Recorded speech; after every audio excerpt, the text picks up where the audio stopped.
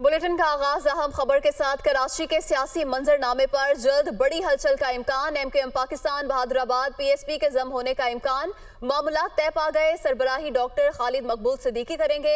MQM Pakistan के नाम से तीनों धड़े एक हो जाएंगे। इसी पर बात करेंगे ब्यूरो चीफ कराची तलहा हाशमी हमारे साथ मौजूद हैं। तलहा हाशमी, बताइएगा किस तरह से मुमकिन हो पाएगा ये? देखिए, बज़ाहिर तो एक बहुत मुश्किल टास्क है, क्योंकि पहले भी एक इस तरह की कोशिश की जा चुकी है, जो कि जब पीएसपी वजूद में आई थी उसके बाद कराची प्रेस क्लब में ही जब अगस्त 2016 में ये हुआ था एमकेएम लंदन के कायद की जानिब से, तो उसके बाद एक प्रेस कॉन्फ्रेंस की गई थी और उसमें भी कोशिश की गई थी। लेकिन अब ये दोबारा से कोशिशें की जा रही हैं और ज़राए दावा करते हैं कि बलदियाती इंतखाबात से कबल मुमकिन है कि ऐसा हो जाए। ये एक प्लान है और इसके लिए जो पीएसपी जो सबसे अहम इसमें रोल अदा कर रहे हैं वो गवर्नर सिर्फ कामरान खान टेसौरी हैं, और इसमें एमकेएम पाकिस्तान और पीएसपी और जो एमकेएम बहादुराबाद है जिसकी सरबराही डॉक्टर खालिद मकबूल सिद्दीकी कर रहे हैं, उनको एक किए जाने का इम्कान है। और ज़राए दावा करते हैं कि ये मामलात तकरीबन तय पा गए हैं, हद की तौर पर भी मामला तय नहीं पाए हैं। लेकिन इस सिलसिले में मैंने पीएसपी के रहनुमाओं से बात करने की कोशिश की, जिसमें अनीस कायम खानी भी शामिल हैं और मुस्तफ़ा कमाल शामिल हैं। उनसे मेरी बात नहीं हुई। मैंने बात करने की कोशिश की डॉक्टर फारूक सत्तार, जिनसे मेरी बात हुई। एमकेएम के एक अहम रहनुमा से मेरी बात हुई। वो कहते हैं कि इस पर बहुत तेज़ी से काम चल रहा है, लेकिन चूँकि एमकेएम की अपनी रेजिस्टेंस, उसके अंदर से रेजिस्टेंस आ सकती है एमकेएम के कारकुनान की जानिब से। ज़राए दावा करते हैं कि हतमी मराहिल में ये चीज़ें अभी दाखिल नहीं हुई है, लेकिन तकरीबन तमाम मामला तय पा गए। ज़राए ये भी दावा करते हैं कि डॉक्टर खालिद मकबूल सिद्दीकी जो कि एमकेएम पाकिस्तान के अहम रहनुमा हैं, वो इसकी सरबराही करेंगे। और ज़राए दावा करते हैं कि तीनों धड़ों ने इस पर अपनी आमादगी भी जाहिर कर दी है। लेकिन ज़ाहिर है पीएसपी की जानिब से भी फ़िलहाल कोई कोर्ट नहीं है, डॉक्टर फारूक सत्तार की जानिब से भी फ़िलहाल कोर्ट नहीं है। लेकिन इस सूबे की एक अहम शख्सियत ने मुझे इस चीज़ की कंफर्मेशन की है कि इस मॉड्यूल पर बहुत तेज़ी से काम जारी है और एमकेएम पाकिस्तान के नाम से मुमकिन तौर पर अगले इंतखाबात में ये दाखिल होंगे। तीनों धड़े एक ही साथ एक ही तरह से इंतखाबात लड़ेंगे, क्योंकि जितने इंतखाबात हुए हैं इसमें एमकेएम की कारकर्दगी पे खासे सवालिया निशान रहे हैं। सिर्फ एक सीट एमकेएम निकाल पाई है, जो कि कौमी असम्बली की थी कोरंगी से, और वो भी सिर्फ 65 वोट के मार्जिन से जीती थी। और ये वो सीट थी जहाँ पर माजी में एमकेएम कई लाख वोट लेती थी। तो ये कुछ वजूहत हैं, क्योंकि पीटीआई का एक जो अहम रोल है वो कराची में सामने आया है, और सिर्फ 2 सीटों जो कि मलीर और कोरंगी की सीटों के अलावा पीटीआई ने कराची में जितने इंतखाबात हुए हैं बाई इलेक्शन में कामयाबी हासिल की है। तो एक टास्क उसी ज़मन में है और ज़राए दावा करते हैं कि बलदियाती इंतखाबात से कबल मुमकिन है कि ऐसा हो जाए। लेकिन दूसरी जानिब जो चंद लोग हैं जो कि एमकेएम पाकिस्तान के अहम रहनुमा है, वो ये कहते हैं कि इस पर काम तेज़ी से जारी है। इस पर काम तेज़ी से जारी है। तलहा हाशमी, बहुत शुक्रिया आपका। गवर्नर पंजाब की जानिब से वज़ीर आला पंजाब को डी नोटिफाई करने का नोटिफिकेशन मुअत्तल। लाहौर हाईकोर्ट के लार्जर बेंच ने चौधरी परवेज इलाही को वज़ीर आला के ओहदे पर बहाल कर दिया। अदालत 11 जनवरी तक असम्बली तहरील करने से भी रोक दिया। मोहम्मद अशफाक रिपोर्ट करेंगे।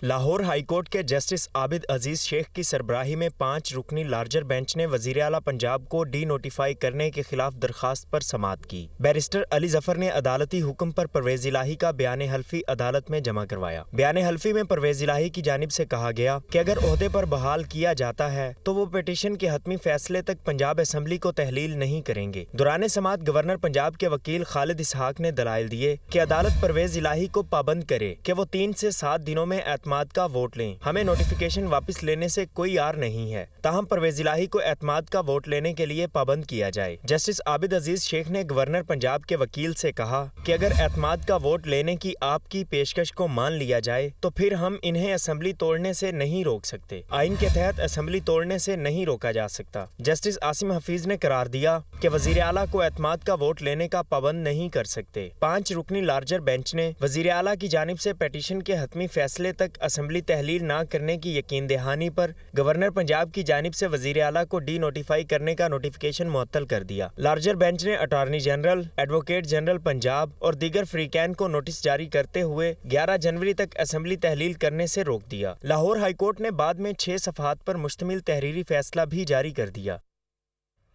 वज़ीर-ए-आला पंजाब परवेज़ इलाही ने कहा है कि जो दीन का काम करते हैं अल्लाह उनकी हिफाजत करता है। उन्हें हुकूमत अल्लाह ताला ने दी, वही उसकी हिफाजत करेगा। दुश्मन जो मर्जी कर ले, ये हुकूमत कायम रहेगी। मुखालिफिन को निदामत उठाना पड़ेगी। परवेज़ इलाही पंजाब असम्बली में खिताब कर रहे थे।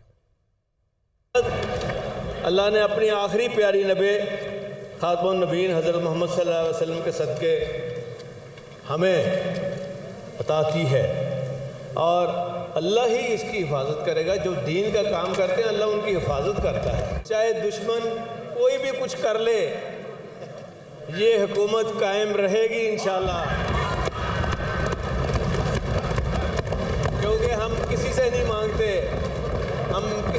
मांगते, अपने अल्लाह से मांगते हैं और अपने आखिरी नबी हुज़ूर पाक सल्लल्लाहु अलैहि वसल्लम से मांगते हैं। वो ही हमारी हिफाजत कर रहा है और आपने देखा कि कितनी मुश्किलात से आप सारे लोग गुजर के यहाँ बैठे हुए हैं।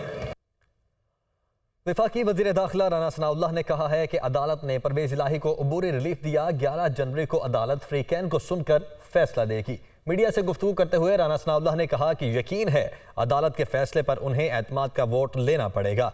एतमाद का वोट लेने के बाद बेशक असम्बलियाँ तहलील कर दें, उन्हें कोई एतराज़ नहीं।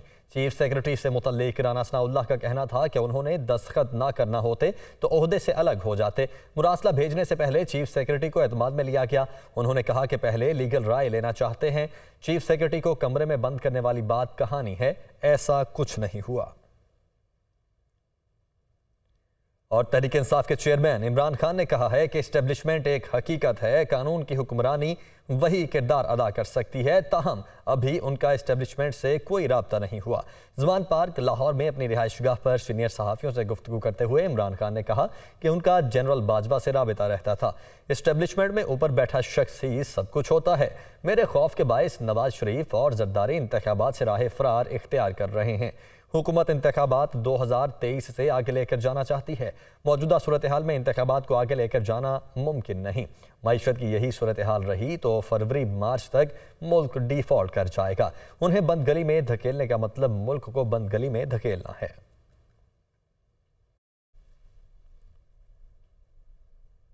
सरबरा अवामी मुस्लिम लीग शेख रशीद का कहना है कि हुकूमत इस्लामाबाद के बल्दियाती इलेक्शन नहीं करा रही, जनरल इलेक्शन में किस मुंह से जाएंगे। शेख रशीद ने अपने ट्वीट में कहा कि हुकूमत का एजेंडा है इमरान खान को नाअहल करवाएंगे, इलेक्शन आगे लेकर जाएंगे, केयर टेकर की मुद्दत बढ़ाएंगे, अवाम जाए भाड़ में, अपने केसेस खत्म कराएंगे।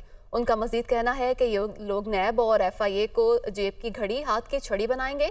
इनको मुल्क डिफॉल्ट की परवाह नहीं है। वफाकी वजीर ख्वाजा साद रफी का कहना है सूबाई असम्बलियाँ तोड़ना होती तो आगाज KPK से हो सकता था। ट्वीट में ख्वाजा साद रफीक ने मजीद कहा कि अभी भी असम्बलियाँ तोड़ सकते हैं, मगर असम्बलियाँ तोड़ने की एक ब्लफ कॉल थी। फौरन फंडिंग पकड़े जाने के बाद इमरानी सियासत के खर्चे कहाँ से पूरे होंगे। लाहौर में वफाकी वजीर एहसन इकबाल तकरीब से खिताब कर रहे हैं। किसी भी मुल्क की तरक्की और बका का ताल्लुक इस बात पर है कि वो अपने इंजीनियर से कैसा सलूक करता है। अगर कोई मुल्क अपने इंजीनियर से अच्छा सलूक नहीं करता तो दुनिया में इंजीनियर्स की इतनी मांग है कि इंजीनियरिंग टैलेंट उस मुल्क से नकल मकानी कर जाता है। और अगर इंजीनियरिंग टैलेंट चला जाए तो वो मुल्क फिर दूसरे ममालिक के इंजीनियर्स का मोहताज हो जाता है। उसके अंदर अपनी सलाहियत खुद कफ़ालत की ख़त्म हो जाती है। तो लिहाजा हमारी तरक्की का इन्हिसार दो चीज़ों के ऊपर है। एक, हमारी इंजीनियरिंग सोफिस्टिकेशन का क्या लेवल है, हमारी इंजीनियरिंग के शोबे में सलाहियत का क्या मेयार है, और दूसरा, उस सलाहियत को बरूए कार लाने में हम किस कदर एहतमाम से और किस कदर पुरकशिश अंदाज में उन इंजीनियर्स को न सिर्फ रिटेन कर सकें बल्कि उनको अपने काम के अंदर मगन करने में यकसुई दे सकें। अगर ये दो चीज़ें हम कर सकें तो यकीनन पाकिस्तान इन तमाम मसाइल का हल तलाश कर सकता है। एक दफ़ा डॉक्टर AQ खान और डॉक्टर अशफाक साहब मेरे पास आए जब हमने एटमी धमाके किए। तो मैंने उनसे पूछा कि मुझे ज़रा अपनी मालूमात के लिए बताइए कि ये वो शोबा है कि जिसमें पूरी दुनिया हमारा रास्ता रोक रही थी, ना कोई हमें इक्तसादी इमदाद दे रहा था, कभी न्यूक्लियर प्रोग्राम के लिए $1 की मदद नहीं मिली, कभी न्यूक्लियर प्रोग्राम के लिए कोई ट्रांसफ़र ऑफ टेक्नोलॉजी की पेशकश नहीं हुई, कभी न्यूक्लियर प्रोग्राम को वेलकम नहीं किया गया, उस पर पाबंदियाँ लगती थीं। आगे बढ़ेंगे। पाकिस्तान को तवानाई के शोबे में $155 अरब सरमाकारी की जरूरत है, ऐसा कहना है एडीबी का। पाकिस्तान में 2015 से मुतबादिल एनर्जी के जराए से बिजली की पैदावार में कमी। रिपोर्ट के मुताबिक पाकिस्तान में 2019 में मुकामी ऑयल की पैदावार 40 लाख टन थी। एशियाई तरक्याती बैंक की ये रिपोर्ट है, इसी पर बात करेंगे। नुमाइंदा दुनिया न्यूज़ मुदस्सर अली राना हमारे साथ मौजूद हैं। जी मुदस्सर, बताइए गए इस रिपोर्ट के हवाले से। जी, एशियाई तरक्याती बैंक ने सार्क रीजन ममालिक बारे इकनॉमिक आउटलुक रिपोर्ट जारी की है, जिसमें तवानाई शोबे को टारगेट किया गया है और बताया गया है कि पाकिस्तान को इंतहाई मुश्किलात का सामना है तवानाई के शोबे में। एशियाई तरक्याती बैंक की रिपोर्ट में बताया गया है कि पाकिस्तान को तकरीबन $155 अरब तक की सरमायाकारी की ज़रूरत है, ताकि Pakistan production, transmission and distribution के इस वक्त जो पाकिस्तान को खसारे का सामना है उसके लिए इसमें सरमायाकारी की ज़रूरत है। एशियाई तरक्याती बैंक की जानिब से जो रिपोर्ट जारी की गई है उसमें बताया गया है कि 2015 से देखा जा रहा है कि पाकिस्तान में बतदरीज जो मकामी ज़खायर हैं उनमें कमी हो रही है और पाकिस्तान दरामदी फ्यूल पर ज़्यादा इन्हसार कर रहा है। एशियाई तरक्याती बैंक की जानिब से यह भी बताया गया है रिपोर्ट में कि पाकिस्तान को बड़े गर्दशी कर्जे का सामना है, ट्रांसमिशन और डिस्ट्रीब्यूशन लॉसेस का सामना है। एशियाई तरक्याती बैंक की जानिब से यह भी बताया गया है कि पाकिस्तान में पॉलिसी का फुकदान होने के बाइस कोई भी मुतबादिल जो एनर्जी के ज़राए हैं उसमें सरमायाकारी नहीं हो रही, इसके साथ साथ एक्सप्लोरेशन भी नहीं की जा रही। इसी तरह एशियाई तरक्याती बैंक की रिपोर्ट में यह भी बताया गया है कि पाकिस्तान सालाना तकरीबन 15 टन जो कोयला दरामद कर रहा है अपनी तवानाई शोबे की ज़रूरियात पूरी करने के लिए, लेकिन पाकिस्तान में तकरीबन 3 अरब टन के कोयले के ज़खायर मौजूद हैं, लेकिन वहाँ पर एक्सप्लोरेशन नहीं हो रही, वहाँ पर डेवलपमेंट नहीं हो रही। इसके साथ ही मुदस्सर, बहुत शुक्रिया आपका। इस्लामाबाद में बलदियाती इंतखाबात के इनेकाद का मामला है। इलेक्शन कमीशन ने इस्लामाबाद बलदियाती इंतखाबात से मुतल्लिक 2 केसेस समाअत के लिए मुकर्रर कर दिए हैं। इलेक्शन कमीशन केसेस की समाअत 27 और 28 दिसंबर को करेगा। कॉज लिस्ट भी जारी कर दी गई है। इस हवाले से हमारे रिपोर्टर हमारे साथ मौजूद हैं, वकार सैयद ने हमें ज्वाइन किया है। बताइएगा इस हवाले से क्या डिटेल्स हैं आपके पास? जी बिल्कुल, गुज़िश्ता रोज इस्लामाबाद हाई कोर्ट का एक ऑर्डर आया था जिसके मुताबिक जो इलेक्शन कमीशन और वफाकी हुकूमत को हिदायत जारी की गई थी कि वो आपस में बैठकर जो बल्दियाती इंतखाबात के इनेकाद से मुतल्लिक जो फैसला है वो उन्होंने करना है। और इस ज़मन में दुनिया न्यूज़ अपने नाजरीन को गुज़िश्ता रोज ही बता चुका था कि इलेक्शन कमीशन अब इस मामले की कुल्ले आम यानी जो अदालत है उसमें इसकी समाअत करेगा। इलेक्शन कमीशन की जानिब से जो काज लिस्ट है वो भी जारी कर दी गई है और काज लिस्ट के मुताबिक 27 दिसंबर को जो है सुबह 10 बजे इलेक्शन कमीशन इस मामले की समाअत करेगा। और इसमें जो अटॉर्नी जनरल है, वफाकी हुकूमत है, एडवोकेट जनरल इस्लामाबाद है, दरख्वास्त गुजार और जो 2 पॉलिटिकल पार्टीज हैं जिसमें मुस्लिम लीग नून और पीपल्स पार्टी, उनको भी जो है वो नोटिस अरसाल कर दिए गए हैं। बहुत शुक्रिया आपका वकार। Welcome back. इमरान खान ने तहरीक इंसाफ के अहम रहनुमाओं का इजलास बुला लिया, ऐसा कहना है फवाद चौधरी का। परवेज इलाही पर एतमाद के वोट के लिए इजलास की हिकमत अमली पर गौर किया जाएगा। गवर्नर को हटाने की कार्रवाई भी ज़ेर बहस आएगी। कोशिश है इसी हफ्ते इजलास करके एतमाद के वोट का मामला ख़त्म किया जाए, ऐसा कहना है पीटीआई रहनुमा फवाद चौधरी का। इमरान खान ने पीटीआई के अहम रहनुमाओं का इजलास बुला लिया है और परवेज इलाही पर एतमाद के वोट के लिए इजलास की हिकमत अमली पर गौर किया जाएगा। गवर्नर को हटाने की कार्रवाई भी ज़ेर बहस आएगी और फवाद चौधरी का ये भी कहना है कि कोशिश है इसी हफ्ते इजलास करके एतमाद के वोट का मामला ख़त्म किया जाए। इमरान खान ने तहरीक इंसाफ के अहम रहनुमाओं का इजलास बुला लिया।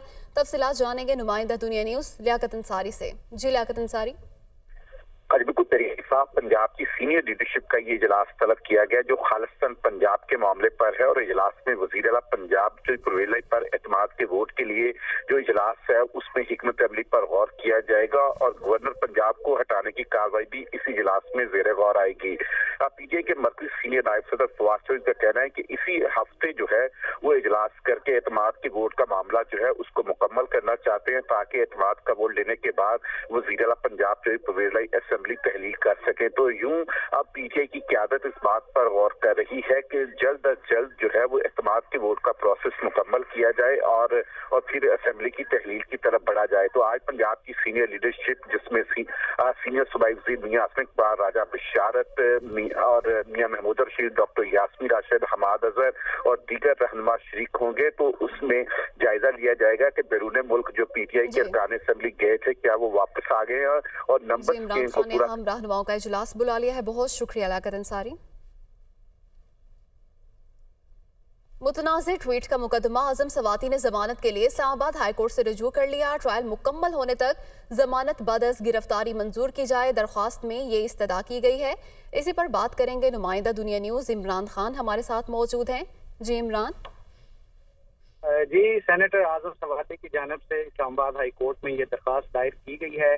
उनके वकील बाबर अवान के तवस्सुस से ये दायर दरख्वास्त में मौक़िफ़ इख्तियार किया गया है कि जब तक ट्रायल मुकम्मल नहीं होता तब तक जमानत बाद गिरफ्तारी की इस्तदा जो है वो मंजूर की जाए। इससे पहले आजम सवाती की जानिब से ट्रायल कोर्ट में भी जमानत बाद गिरफ्तारी की दरख्वास्त दायर की गई थी, जिसे स्पेशल जज सेंट्रल ने दलाइल मुकम्मल होने के बाद मुस्तरद कर दिया था और अदालत की जानिब से ये मौक़िफ़ ये फैसले में लिखा गया था कि आजम सवाती ने एक ही जुर्म बार बार किया है, तो इसलिए उनकी दरख्वास्त जमानत मुस्तरद की जाती है। अब उस फैसले के खिलाफ और ट्रायल मुकम्मल होने तक जमानत के लिए आजम सवाती की जानिब से इस्लामाबाद हाई कोर्ट से रुजू किया गया है। जी इमरान, बहुत शुक्रिया आपका। और सिंध हुकूमत के तालीम के बेहतरी के दावे नाकाम हो चुके हैं। कराची के 38 कॉलेजेस में एक भी तालिब इल्म कामयाब नहीं हो सका। खराब कारकर्दगी पर इन कॉलेजेस की रजिस्ट्रेशन मुअत्तल कर दी गई है। सिंध में इंटरमीडिएट बोर्ड के इम्तहानात में हैरान कुन नताइज सामने आए हैं। बोर्ड कराची की जानिब से कॉलेजेस की कारकर्दगी की फहरिस्त जारी कर दी गई है, जिसके मुताबिक 38 कॉलेजेस में एक भी तालिब इल्म कामयाब नहीं हो सका। 25 सरकारी और 13 निजी कॉलेजेस के तमाम तुलबा फेल हो गए। दूसरी जानिब तालीमी बोर्ड ने इन कॉलेजेस की रजिस्ट्रेशन सर्टिफिकेशन भी मुअत्तल कर दी है।